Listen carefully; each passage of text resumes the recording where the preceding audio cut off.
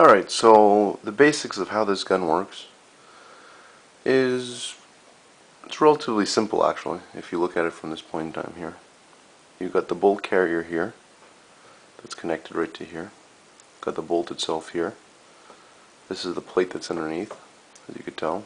Trigger, the release for the trigger, and hammer, and inertial, whatever you want to call those things. The inertial unlock, I guess. So right now it's in the ready to fire position. This is locked down. It's actually locked into the frame, and it will not allow it to release. Let's see here. It'll actually contact on here. So once a gun fires, it doesn't try to kick your hand back and try to cycle another round. So this locks it in place. So you fired the gun, and obviously hammer goes up. Once a hammer's out of the way, I don't know if I'll be able to do it like this, but I'll do it this way, I guess. Once a hammer's out of the way, fire. The gun kicks. So as it kicks, the whole gun wants to go back, and this wants to stay where it is because inertia being inertia, doesn't want to move. So that clicks forward, which now releases the whole trigger assembly and allows it to go back.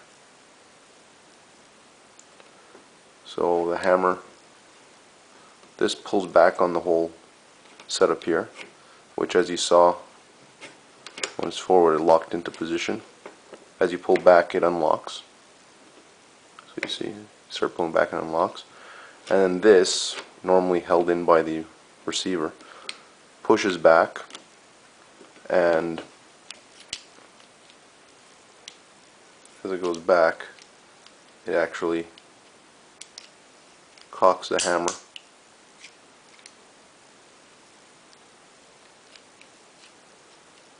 and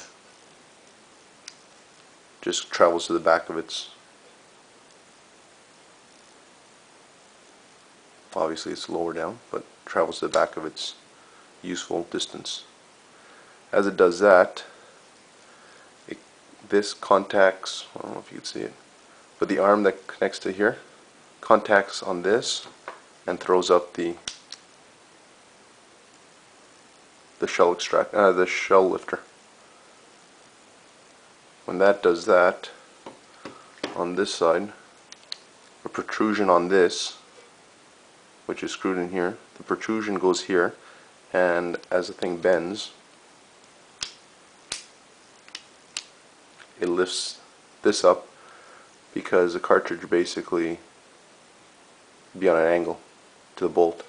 So when this clicks up, this lifts the back end of the cartridge up, and it puts it pretty much horizontal with the barrel.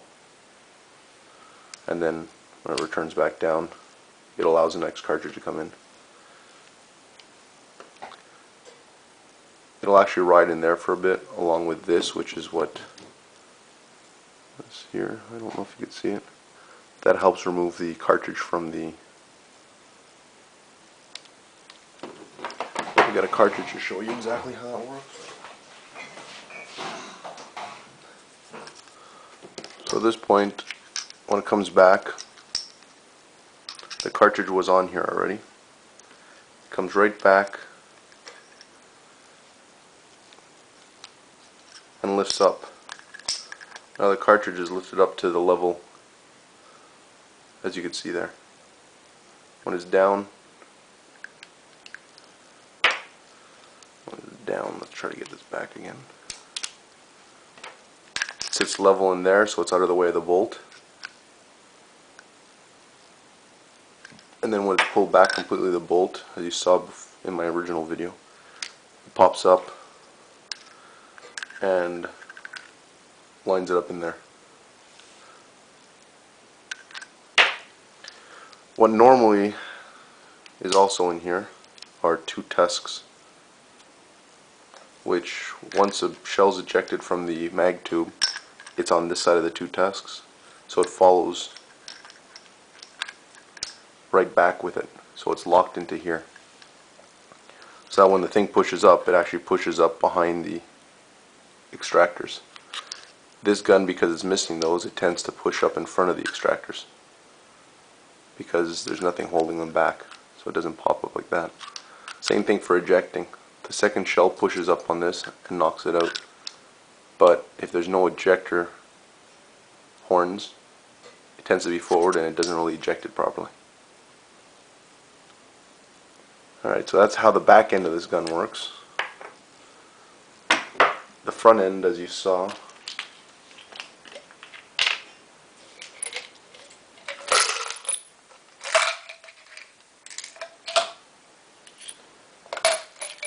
under the mag tube you have one of these and a spring on the other side to keep it forced downwards like that.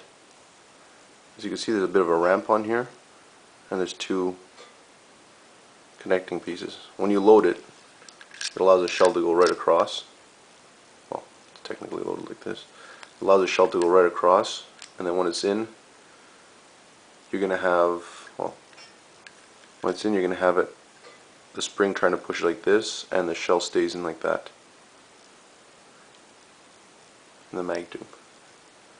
It's not assembled, so I'll show you to assembled after.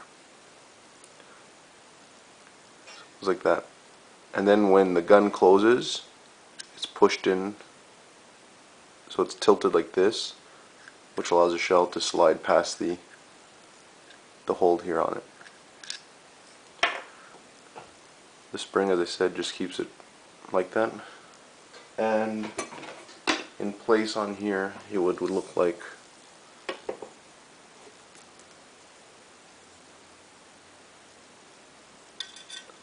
this.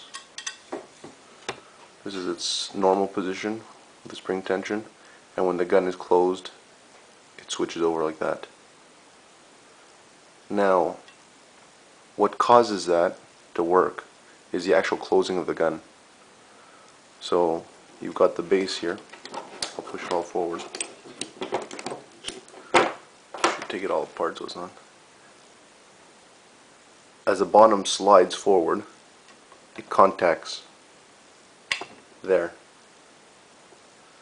This contact hits a ramp and pushes it up. And I'll show you when it's reassembled the sound it makes when it's working properly. You'll hear the thunk of the actual shell coming through. But anyways, it hits that, pushes it up, and releases a shell.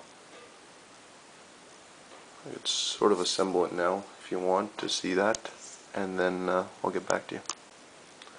It's fidgety, but it's what it sort of looks like when it's all together. That has closed in and released a shell, and the shell sits on here like that, being held in place by the arm that you see here.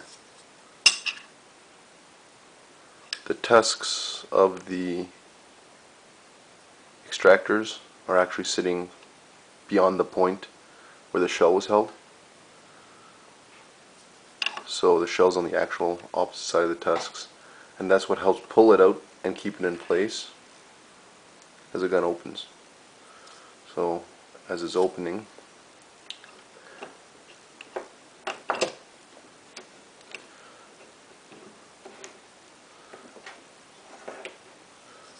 the shell is riding up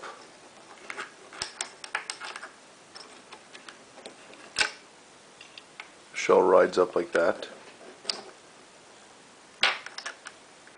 with the horns holding it in place, and when it gets to its maximum, this pops up. So we get this to be where it's supposed to. This pops up and pushes that shell upwards into the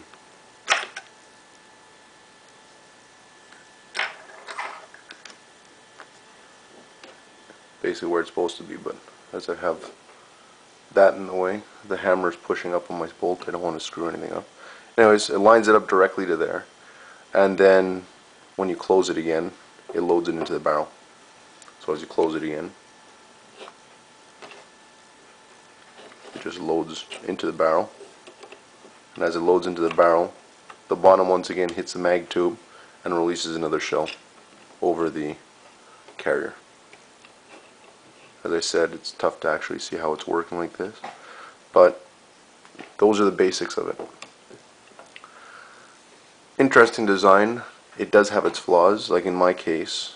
I don't know if I'll be able to fix it, but there's a little bit of play here. So when I close the actual gun, I have to push on this plate to make it release around. If not, it just doesn't release it enough. So I'll see if I can fix that. If not, I'm going to have to either weld some pieces to it to make it a little bit, stick out a little bit further so this hits it, or I have to just start from scratch again. So we'll see how that goes. Anyways, same thing happens when it ejects, obviously. The same exact procedure happens, except the shell underneath pushes this one here out of the hole on the top. Anyways, I hope you enjoyed this explanation. It is probably a little fidgety, but I'm pretty sure it does show you how this gun does function. Very quick functioning thing, even faster than certain pumps supposedly. I can't tell you that because I haven't tried it yet in that fashion, because mine doesn't completely work yet. Once it does, I'll try it out and then we'll see how fast it actually goes. Anyways, thanks for watching again, and once again, any questions, please leave them underneath the video box here as a comment. Alright, thanks.